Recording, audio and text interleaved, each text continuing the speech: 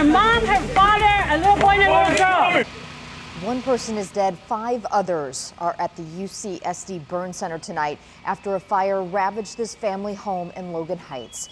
Good evening, I'm Vanessa Van Hefty. Let's get right to 10 News reporter Laura Acevedo, who joins us live. Laura, you spoke with some neighbors who tried to help.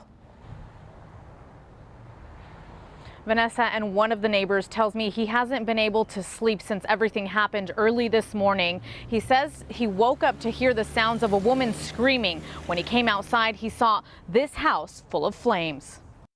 Your mother's in there? Yeah. Oh my God. The flames were so intense, firefighters say they couldn't immediately get into this home on Clay Street. It was all on fire. It looked like a movie, honestly, like a nightmare. Honestly, I didn't believe what I was seeing at first. By the time they arrived, Jose Barrientos was awake, listening to a woman screaming for help. Are you sure? Barrientos says the woman was asking for someone to get her out, screaming that her parents and siblings were also inside. Her mom, her father, a little boy and a little. That's when he says he grabbed a rock and started throwing it at the front door. Then he says another man came to help kick the door in, rescuing the woman. But he says the flames and smoke were too much to get anyone else out.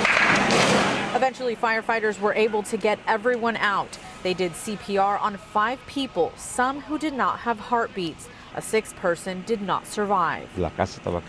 This man's daughter lives just feet behind the home. She called him to tell him the house was on fire. He says he knew the family and was the godfather of one of the women.